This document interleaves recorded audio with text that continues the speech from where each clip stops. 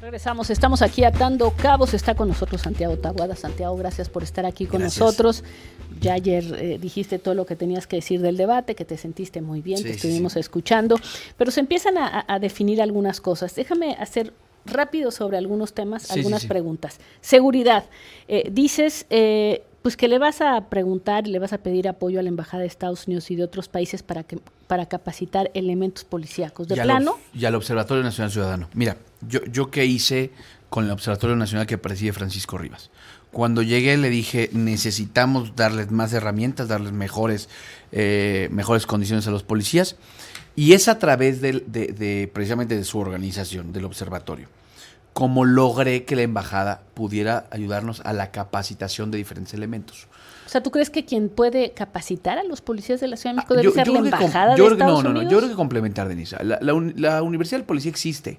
Sí. Y forma, pero el gran problema es que después cuando sigues tu carrera de policial, no regresas, y creo que hay habilidades que se deberían de potencializar, y me parece que no debe ser únicamente en la universidad. Es decir, todas las policías del mundo toman buenas prácticas.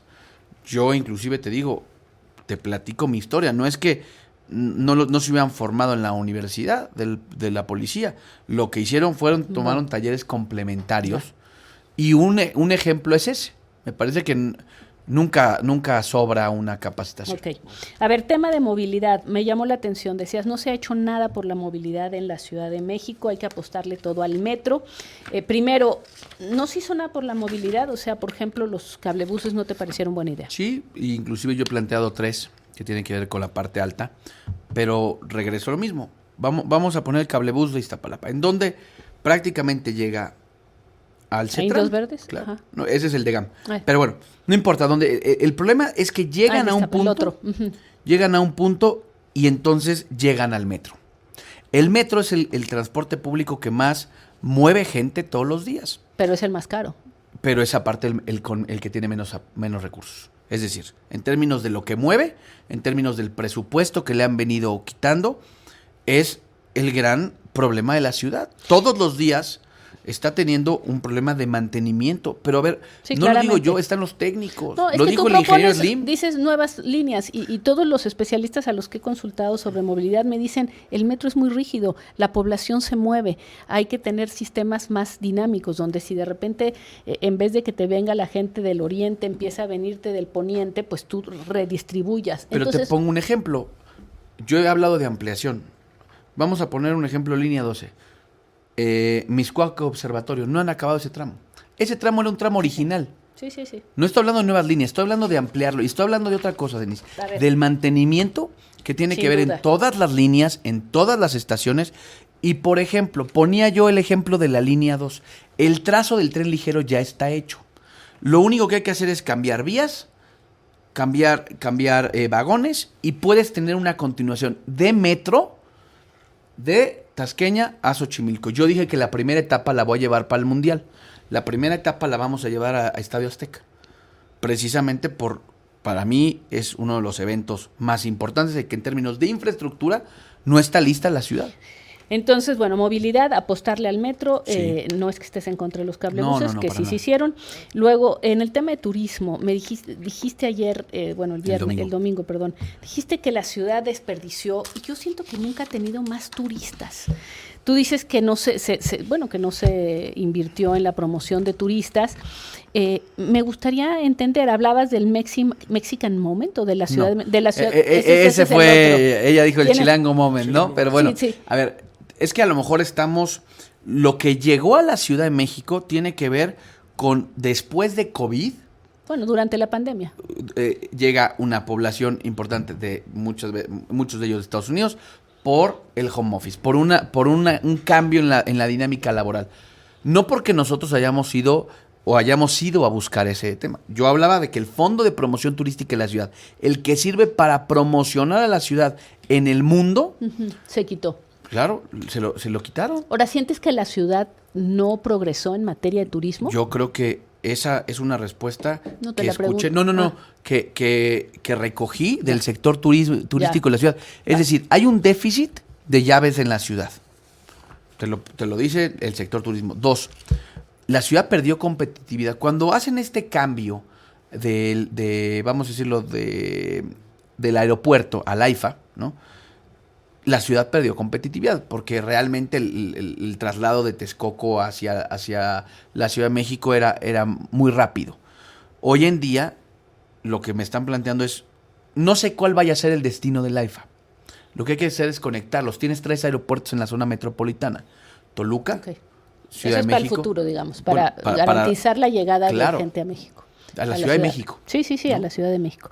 A ver, medio ambiente, dices proteger el bosque, me pareció muy importante, me imagino que te refieres al bosque de agua, que es la recarga fundamental. ¿Qué significaría protegerlo? Mira, hoy déjame ponerte el ejemplo de lo que está pasando en Magdalena Contreras. Unos comuneros bursatilizaron los bonos de carbono y están hoy teniendo un ingreso por cuidar el bosque.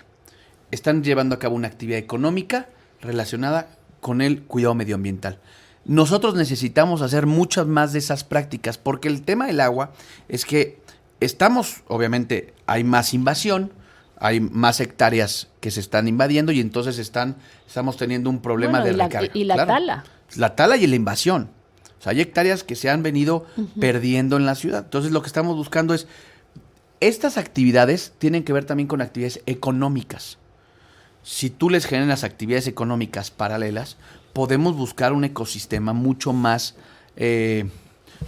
generoso, que pueda también venir con un tema económico. Por eso también el cuidado de los bosques tiene que ver con actividades económicas que hay alrededor de ellos.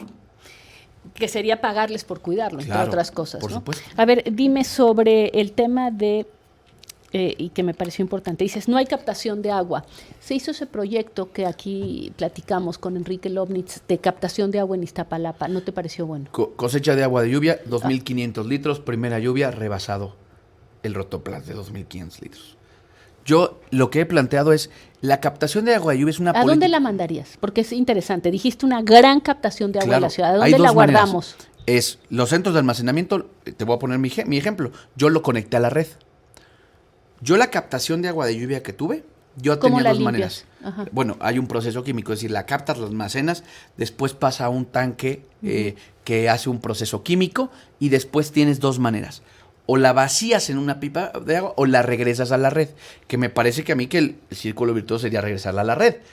¿Pero dónde la almacenas? Porque cuando cae 20 litros por metro cuadrado... Nosotros teníamos precisamente unos contenedores de buen tamaño, en donde pudimos captar en 4 años 24 millones de litros. ¿Qué pasa? En esta captación lo que tienes que tener, por eso el conectarla a la red, porque entonces es más fácil puedes vaciarla. Entonces, es algo que ya hicimos, es algo que no es la captadora de lluvia más grande de la ciudad. Y entonces, el proyecto tiene que ver con la ciudad, es el gran terrateniente, vamos a decirlo, en términos de espacios, de edificios públicos que tiene la ciudad. Es solamente empezar a utilizar esos grandes centros de trabajo, de consumo. La central es uno de ellos. Por ejemplo, presumen que pusieron paneles solares en la central. Así es. No tienen capacidad de almacenamiento.